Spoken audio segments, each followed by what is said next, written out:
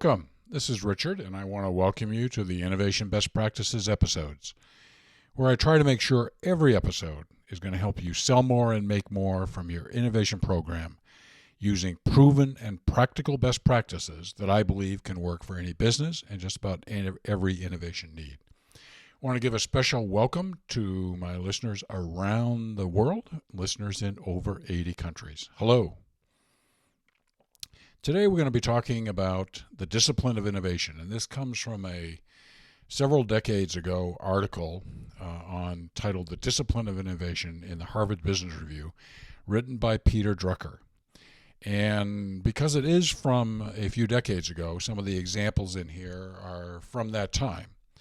I share them because they're in the article, but I think they give you a sense of what he was talking about, and most of us are pretty familiar with these examples. As background, Drucker he suggested that we look for innovation possibilities in 7 areas, and I'm going to outline those for you. Peter Drucker is described by many as the founder of modern management. Quoting from the article, "What all successful entrepreneurs have in common is not a certain kind of personality, but a commitment to the systematic practice of innovation." And this is this next quote I found very interesting because of something else that I'm working on. And the quote is, "Innovation is the specific function of entrepreneurship." Close quote. And I've always viewed as innovation and entrepreneurship as being very closely related, if you think about it in those terms. And he goes on to say that entrepreneurship is something that can happen with startups, small businesses, or even large companies. Of course, large companies tend to call it intrapreneurship. But a direct connection between innovation and entrepreneurship, which I'm teaching a course in entrepreneurship at Embry-Riddle Aeronautical University, an absolutely great institution, where I'll be teaching future rocket scientists, engineers, pilots, and some business majors. So it's an interesting place to teach entrepreneurship. So here are the 7 key areas of innovation opportunities according to Peter Drucker. First is unexpected occurrences, and he says, and I quote, "Unexpected successes and failures are such productive sources of innovation opportunities because most businesses dismiss them and disregard them and even resent them." Wow. This is decades ago. He's talking about unexpected successes and failures are such productive sources of innovation opportunities, especially failures. Again, learn from failures and things really work. I mean, take a look at Post-its. One of the biggest businesses, most successful businesses of 3M ever. What is it? What was it based on? A glue that was called a failure. Why? Because it didn't stick hard to something. That's what glue is supposed to hold things firm. And this glue didn't, so it was a failure. Well, that's exactly what we needed for Post-its. Another one that he talks about is Novocaine, which was developed and intended for amputations but failed to be adopted by surgeons. Dentists experimented and loved it because it was a non-addictive pain medication. The second one is incongruities, and he says, whenever an industry has a steadily growing market but falling profit margins, as say in the steel industry of developed countries between 1950 and 1970, an incongruity exists. The innovative response? Mini mills, close quote. Exactly. Poor economics and here's another example, poor economics of the global shipping companies, the ships that go all over the oceans, the poor economics traced to long times in port. An innovative solution was developed. The roll-on and off container ship sped up dramatically the loading and unloading of ships, making the economics of ships far, far better. Next is process needs. Newspaper printing in the 1800s, he gives an example, were costly and time-consuming process. Lineotype printing came up. It was fast and could handle large volumes. And of course today it's gone even further. It's now digital. The first newspaper ads were pioneered by the New York Times, the New York World, and William Randolph Hearst, and it revolutionized newspaper economics. They were able to distribute the news for a lower cost, and most of the profit came from the ads. Industry and market changes are the fourth. And he says, and I quote, "Managers may believe that industry structures are ordained by the good Lord, but these structures can, and often do, change overnight." And remember, this is decades ago. Such change creates tremendous opportunity for innovation. You gotta love it.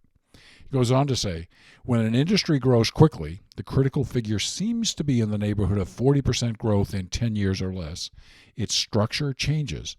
Established companies concentrating on defending what they already have tend not to counterattack when a newcomer challenges them. Boy, this is decades ago. It's as true today as it is back then. Great insight there. The fifth is when new knowledge emerges. And he says, among history-making innovations, those that are based on new knowledge, whether scientific, technical, or social, rank high. There are the superstars of entrepreneurship. They get the publicity and the money. They are what people usually mean when they talk about innovation, although not all innovations based on knowledge are important, close quote. He goes on to say, quote, knowledge-based innovations differ from all others in the time they take, in their casualty rates, and in their predictability, as well as in the challenges they pose to entrepreneurs. Promising, but no walk in the park. He goes on to give an example of the amount of new knowledge that was required for the development of the computer. 6 new strands of knowledge he talks about. Binary arithmetic, the calculating machine, the punch card. Now, many of you listening to this will say, a punch card? Well, back, I kind of joke, back when I was in college and dinosaurs were still roaming the earth, and I took a computer course and programming course, and I think it was Fortran language, I guess. You had to put punch cards together. Strange thing, but it was one of the things that led to the development of computers. The Audion tube, symbolic logic, and concepts of programming and feedback, which interestingly enough were first developed from failed attempts during World War I to develop effective anti-aircraft guns. So a lot of new knowledge was required for the development of the computer. Sixth, he talks about demographic changes. I'd known this, but I hadn't known this. He notes that the Japanese, noting a significant decline in birth rates in the 1970s, this insight led to the development of robotics, knowing that in the future they would not have the traditional blue-collar talent pool for manufacturing in the 1990s.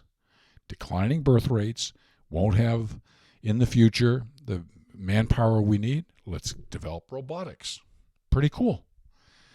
He goes on to say, and I quote, managers have known for a long time that demographics matter, but they've always believed that population statistics change slowly. In this century, however, they don't. Indeed, the innovation opportunities made possible by changes in the numbers of people are among the most rewarding and least risky of entrepreneurial pursuits. Close quote. Boy, there's been all kinds of stuff here. I mean, there's boomer innovation. I worked with a large international company inventing new products specifically for the boomer generation around the world. These demographic changes spur a lot of innovation activity.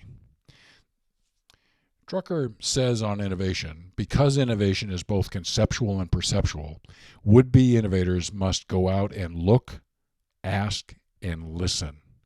Successful innovators use both the right and left sides of their brain. They work out analytically what the innovation has to be to satisfy an opportunity. They then go out and look at potential users to study their expectations, their values, and their needs. Close quote. Well said. He goes on to say, Quote, to be effective, an innovation has to be simple. It has to be focused. It should do only one thing. Otherwise, it confuses people. Indeed, the greatest praise an innovation can receive is for people to say, this is obvious. Why didn't I think of it? It's so simple. He's saying this decades ago. Remember, when you first got the iPhone, you didn't need a manual to 52-page manual to use the iPhone because it was so simple and so obvious and so successful. Even the innovation that creates new users and new markets should be directed toward a specific, clear, and carefully designed application, close quote. He also says, and I quote, above all, innovation is work rather than genius. Hey, means all of us can do it, right? It requires knowledge. It requires ingenuity. And it requires focus. I'd probably add curiosity to this. There are clearly people who are more talented innovators than others, but their talents lie in well-defined areas. Indeed, innovators rarely work in more than one area. They're very focused. For all his systematic innovative accomplishments, Thomas Edison worked only in the electrical field. And look what he did. If you're interested in more innovation best practices beyond what Peter Drucker has had here, all you need to do is go to my website at i2ge.com. On the menu bar on the left-hand side, click on DIY Innovation Training. That's do-it-yourself innovation training. A bunch of training programs will pop up. If there isn't one that meets your exact needs, just email me. Glad to develop one for you.